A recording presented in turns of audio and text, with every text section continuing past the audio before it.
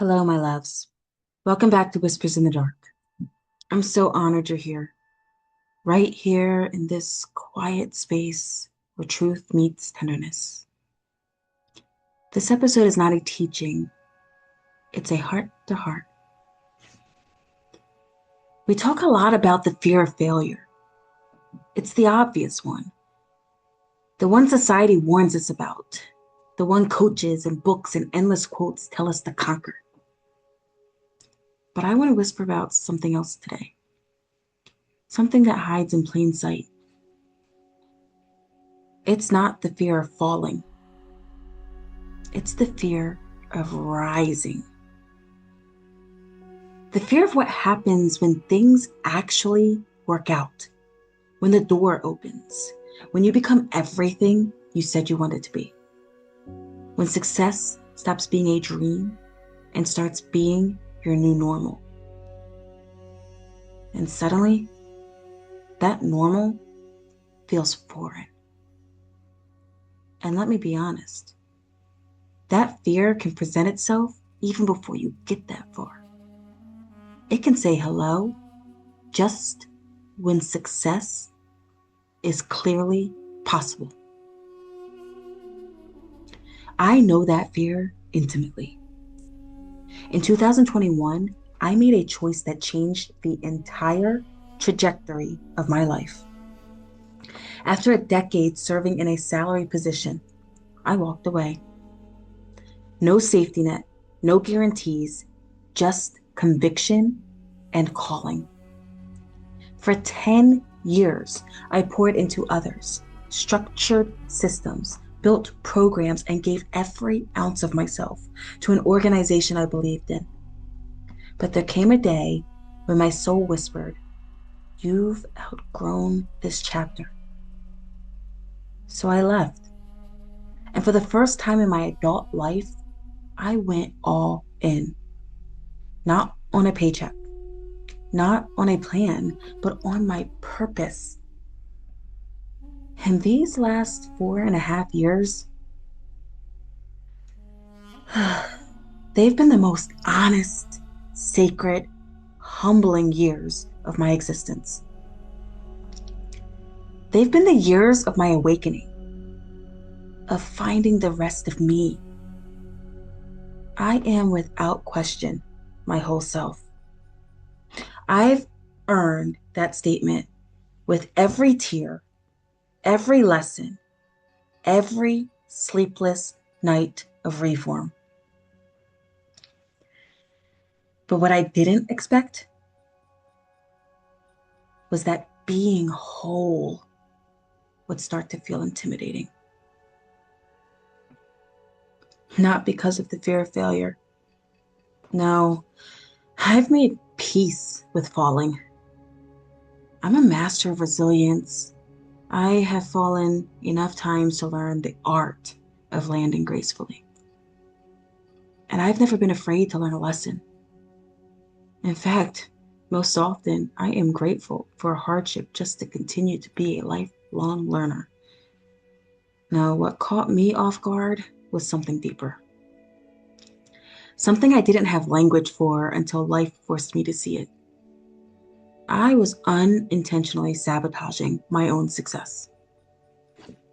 Not because I doubted my worth, not because I didn't see my strengths, but because success, true, grounded, peaceful success, is unfamiliar terrain to me.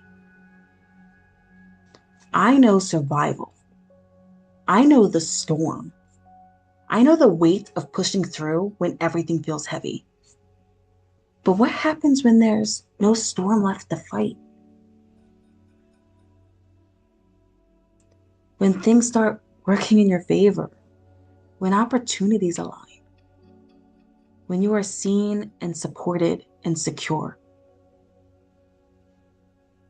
That can be disorienting for someone who has spent a lifetime surviving, even outside of survival mode, even as someone like me who can take pride and commitment as a warrior. You see, my accomplishments, and I've had many, never registered in my mind as success. They were evidence of endurance, proof of survival, proof of overcoming adversity. Each achievement felt like another battle won, not a home built. And the truth I had to face was this: I was comfortable in struggle. The discomfort of success felt unnatural. Success is stillness. Success is safety. It's being seen and sustained, not for what you can overcome, but for who you already are.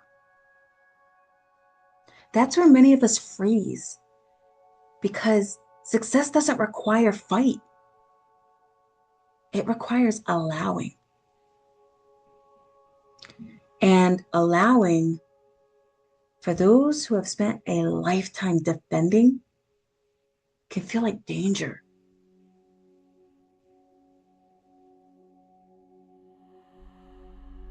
I want to speak to you directly now.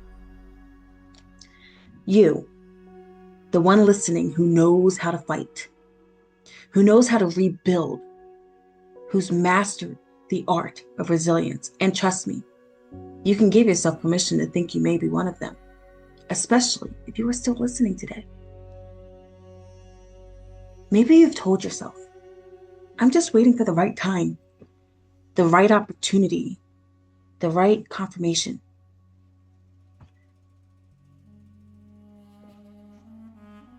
But what if the truth is you're waiting for something to go wrong? Because that's when you feel most at home.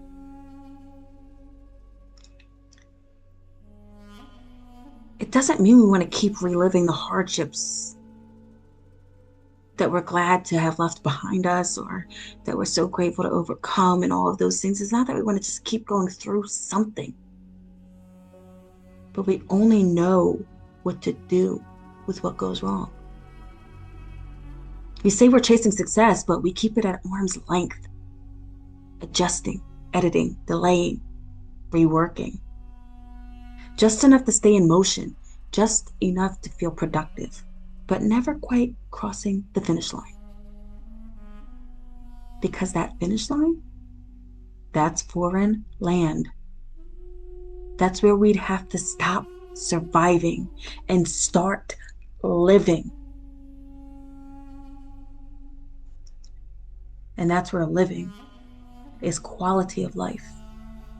That's where living is a life of fulfillment. And living requires a different kind of strength, the kind that doesn't bite, the kind that receives. I had to confront the part of me that kept moving the goalposts, the part that found comfort in almost there, the part that equated chaos with worth. And I had to learn that my resilience wasn't meant to keep me in survival. It was meant to train me for peace. Resilience is not your identity, it's your conditioning.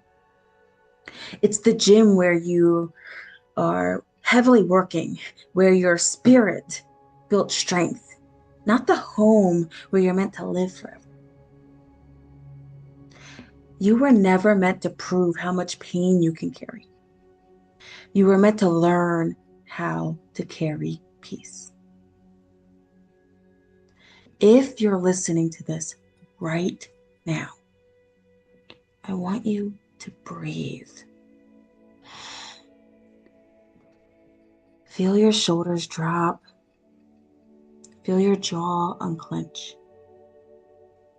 Notice how often you wait for something to break before you let yourself rebuild. It's okay to admit that success scares you. It's okay to acknowledge that you don't yet know what stability feels like. That doesn't mean you're broken. It means you're ready to learn a new language. The language of ease, the dialect of peace, the grammar of rest. You already know the vocabulary of resilience. You've spoken it fluently your whole life. Now it's time to expand your emotional vocabulary, to let enough mean enough, to let stillness mean safety, not stagnation. You don't lose your edge when you heal. You sharpen it differently. You wield strength with precision, not exhaustion. You build with wisdom, not adrenaline. The version of you that fought so hard to survive deserves to experience the version of you who gets to thrive. I'm going to say it again. The version of you that fought so hard to survive deserves to experience the version of you who gets to thrive. This isn't about manifesting more. It's about allowing more. It's about receiving what you've already earned without sabotaging it to prove your strength again. You've proven enough. Now your proof is peace. In this moment, I want you to sit with this question. What part of me fears being free? What part of me is so familiar with pain that peace feels unsafe? Let the answers come quietly. Don't analyze them. Just hear them. You might find that your fear of success isn't arrogance. It's unfamiliarity. It's simply your nervous system not yet believing that safety is real. But it is. You are allowed to have it. You don't need to earn rest. You don't need to qualify for peace. And you don't need to audition for love. You are the same warrior, just in a new landscape. This time, the battlefield is your own resistance, and victory looks like surrender. You were never broken. You were never lost. You were becoming. And now, you are being called to live. Not to prove, not to fight, not to survive, but to be. Breathe that in. Let it settle. This is what it feels like to be ready for success. And those of you that still made it this far and know that you're not yet there, not yet the ones that can see the success or experience the success in the now, not yet the ones who have let go of their survival mode and have secured themselves with resilience, not yet those who have stepped out of the survival mode they were trapped in for as long as they could remember. You are hearing a live example of how safe it can be to know that even the most victorious are still challenged with or without survival. So what do you really have to lose to join them in experiencing the same way that you can feel staying put, sitting down on that rock where you are today? Be inspired by those that are sitting in that position of resilience and looking in terror at the success in front of them and all around them. Be inspired by them. Not because you want the same success as them, but because you want to be able to be having the same conversation with yourself. To let go of a fight and to be ready for success. Thank you for joining me in this moment. May this whisper linger long after the darkness fades. Until next time, be well, stay wise, stand resilient, and live as your best self.